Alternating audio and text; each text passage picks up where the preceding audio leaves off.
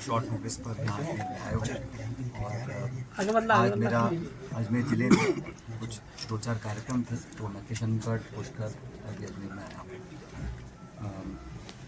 सबसे पहले तो जो परिणाम आए हैं विधानसभा चुनाव के, उसमें जहाँ तक हरियाणा की बात है, मैं समझता हूँ कि सारे अनुमान, सारी उम्मीद, सारे सर्वे, सारा फीडबैक जिस दिशा में संकेत करता था, उसके अनुरूप परिणाम नहीं आए हैं। और हरियाणा में जो लगभग पूरे देश में इस बात को सब सर्वसम्मति से मानते थे कि वहाँ अच्छे बहुमत के साथ हम सरकार बनाएंगे, और जब परिणामों की गिनती चालू हो रही थी मतगणना की, तब रुझान एक तरह के थे। अचानक रुझान बदले और उसके बाद लगातार भाजपा को बढ़त मिली है।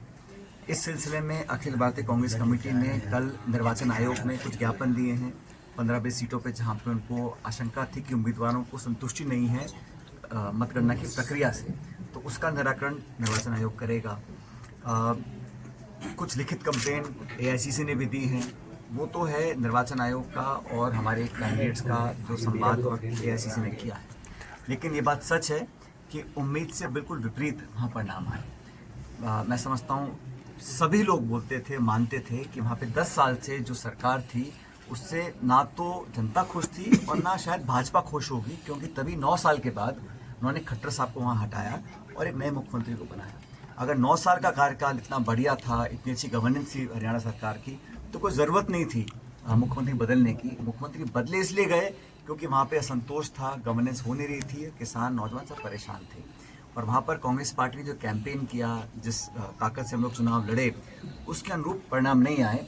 और जैसा राहुल जी ने भी कहा है कि इन परिणामों की हम लोग समीक्षा करेंगे और जो करेक्टिव मेजर्स उठाने उसको उठाएंगे। फीडबैक हम लोग ले रहे हैं हमारे प्रभारी, हमारे प्रदेश के नेताओं से, और हम उचित कार्रवाई करेंगे। जम्मू कश्मीर के अंदर जो हमारा गठबंधन था इंडिया अलायंस का, वहाँ पर स्पष्ट बहुमत के साथ हमारी सरकार बनने जा रही है, इंडिया अलायंस की, एनसी कांग्रेस की। तो वो वहाँ पर भी परिसीमन किया गया, तमाम तरह की अड़चनें लगाई गई, छोटे छोटे दलों से पर्दे के पीछे से चुनाव लड़वाया गया, ताकि जो हमारी कश्मीर प्रोविंस के जो वोटें थी उन वोट का बंटवारा हो। लेकिन लोगों ने समझदारी करी और अपना वोट ज़ाहिर नहीं किया, वोट खराब नहीं किया, और हमारे अलायंस को वोट देकर एक स्पष्ट और ऐतिहासिक बहुमत मिला है। मैं उम्मीद करता हूं कि नई सरकार के गठन के साथ साथ जम्मू कश्मीर में जो एक जमहूरियत को नुकसान पहुंचाने की कोशिश दिल्ली से की गई थी, उसकी भरपाई हो पाएगी, लोगों को रोजगार मिलेंगे, अमन चैन और फैलेगा। और खासकर जम्मू संभाग में, जहाँ पहले कभी भी आतंकवादी घटनाएं होती नहीं थी, उस जम्मू संभाग में पिछले साल भर में लगातार वहाँ घटनाएं हुई, हमारे बहुत सारे सैनिक शहीद हुए हैं।